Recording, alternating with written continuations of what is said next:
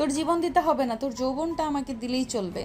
কথাটা বলে নেহা তার নিজের ঠোঁট কামড়াতে লাগে। স্বাধীন বুঝতে পারে নেহা কি পৌঁছাতে চাচ্ছে। আচ্ছা ম্যাম, এইসব করা তো একদমই শরীয়ত মোতাবেক হারাম। আর আপনি যেহেতু এত ইচ্ছে, স্যারকে বলুন আপনাকে বিয়ে দিয়ে দিতে।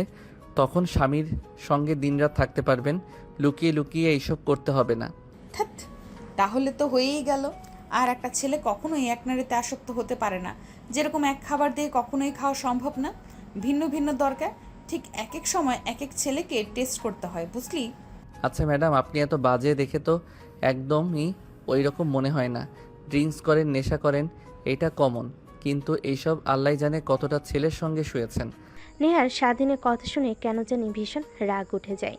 নিজের রাগকে আর কন্ট্রোল করতে না পেরে ঠাস ঠাস করে স্বাধীনের গালে দুইটা থাপ্পড় বসিয়ে দেয়। তারপর রাগের দৃষ্টিতে কিছুটা স্বাধীনের দিকে ঝুঁকে বলতে লাগে, দেখ, তোর কাছ থেকে কোনো কথা শুনতে আমি রাজি না। তোকে যা বলেছি করবি নাকি সেটা বল। না করলেও আমি জোর করে নিয়েই ছাড়বো। তোকে আমার মনে ধরেছে। আর হ্যাঁ, একটা কথা, তুই প্রথম যে কিনা এই নেহার দেহ ভোগ করবি।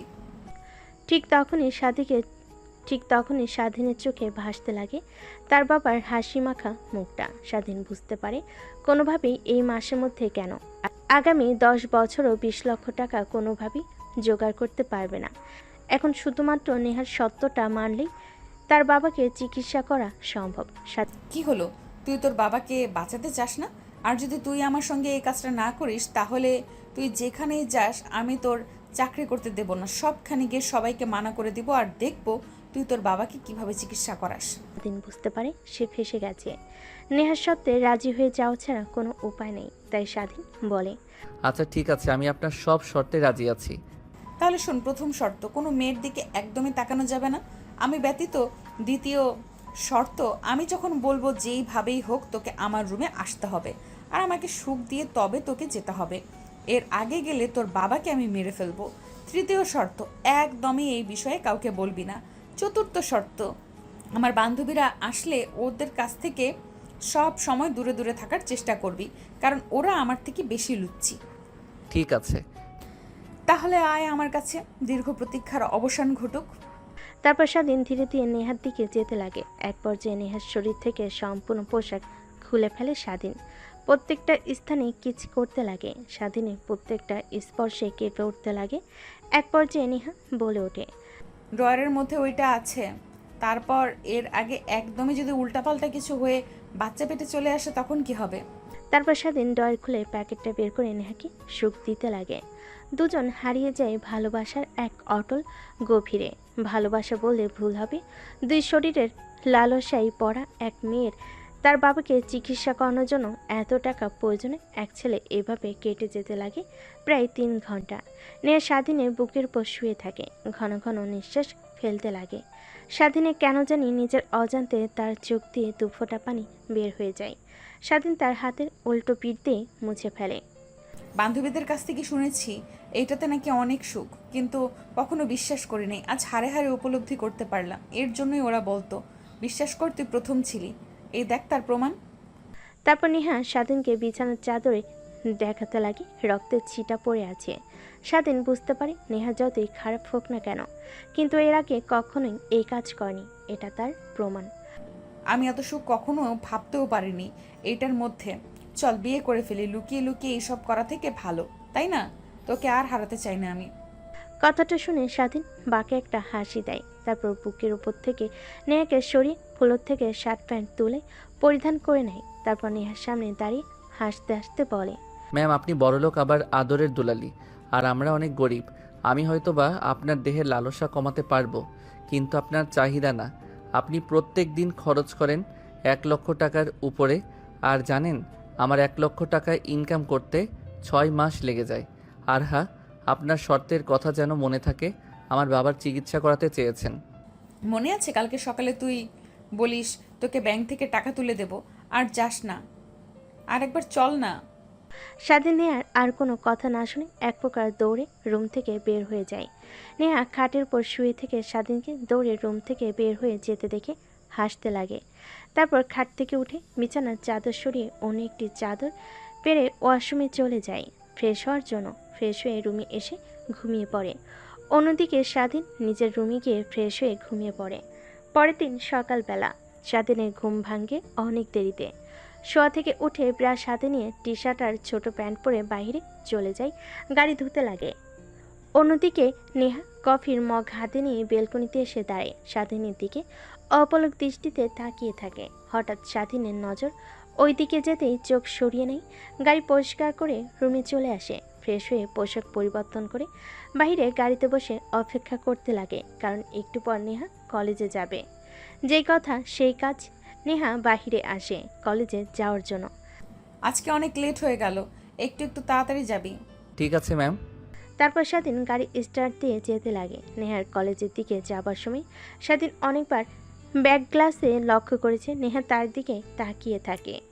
কলেজের বাইরে গাড়ি ব্রেক করতে নেহা থেমে যায়। শোন, 2টা ক্লাস করে বাসায় যাব, ভালো লাগছে না আমার। তুই এইখানেই অপেক্ষা করবি, কোথাও যেন না যাস, মনে থাকে যেন। ঠিক আছে ম্যাম। তারপর নেহা কলেজের ভিতর প্রবেশ করে। স্বাধীন সকালে না খাওয়াই অনেক ক্ষুধা লাগে, পাশে থাকা একটা দোকানে গিয়ে কলা পাউরুটি কিনে খেতে লাগে। অন্যদিকে নেহা কলেজে প্রবেশ করতে তার বান্ধবীরা নেহার দিকে এগিয়ে আসে। কিরে, কাজ হয়েছে কি? আর বলিস না, এত ভীতু যা বলার মতো না। হয়তো বা ওর প্রথম দিন ছিল, একটু খুব একটা মজা নিতে পারে নাই, রাখ সেই সকল কথা। চল ক্লাসরুমে যাই।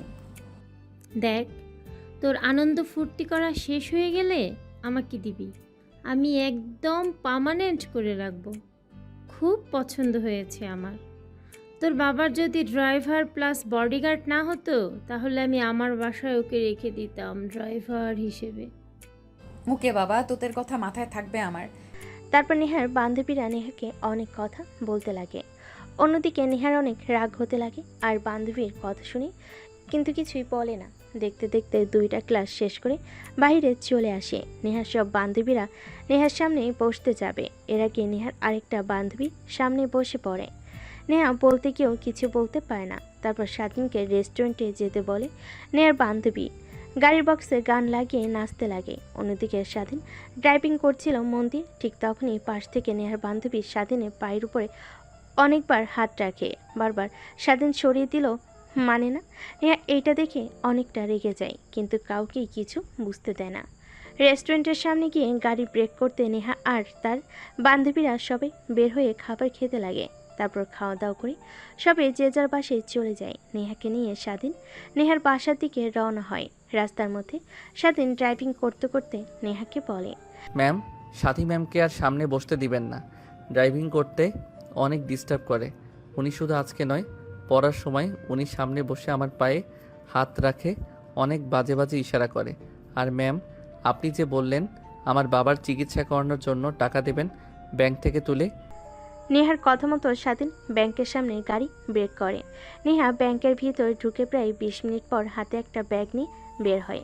স্বাধীনের দিকে এগিয়ে দিয়ে বলে, ঠিক আছে, ওকে বলে দেব তোর সঙ্গে আর যেন ওই ব্যবহার না করে। আর সামনের ব্যাংকটাতে ব্রেক কর, তোকে টাকা উঠিয়ে দিচ্ছি। এই ব্যাংকের ভেতরে 20 লক্ষ টাকা আছে, তোর বাবাকে চিকিৎসা করাবি। আর শোন একটা কথা, তোকে যে আমি এতগুলো টাকা দিয়েছি কেউ যেন জানতে না পারে। ঠিক আছে ম্যাম, আপনি অনেক বড় উপকার করলেন আমাকে। আচ্ছা ম্যাম, আপনাকে একটা কথা বলি, রাগ না করলে। আচ্ছা বল, রাগ করব না। আপনি তো পারলেই আমাকে এমনিতে এতগুলো টাকা দিতে পারতেন, তাহলে অযথা অবৈধ সম্পর্ক করার মানে কি ম্যাডাম? দেখেন, আমি টাকা পাওয়ার পর এটা বোঝাতে চাচ্ছি না যে আপনার শর্ত মানতে নারাজ, কিন্তু একটা কথাই বলবো, এই পৃথিবীতে চিরকাল বাঁচবেন না, একদিন না একদিন মরে যেতে হবে। তখন আল্লাহর কাছে গিয়ে কি জবাব দেবেন? স্বাধীনের কথা শেষ না হতেই স্বাধীনের ফোন বেজে ওঠে। মায়ের নাম্বার দেখে নেহার কাছ থেকে পারমিশন নিয়ে রিসিভ করে কানের কাছে ধরতে ওপাশ থেকে কান্নার কণ্ঠ শুনতে পায়। স্বাধীন তড়িঘড়ি করে গাড়ি ব্রেক করে নেহার সিট বেল্ট পরে, তেমন কিছু হয় না। বাবা, কই তুই? তোর বাবা কেমন যেন করছে, বুকে 2 হাত দিয়ে চেপে ধরেছে আর নিঃশ্বাসটি নিতে কষ্ট হচ্ছে তার। প্লিজ বাসায় আয়।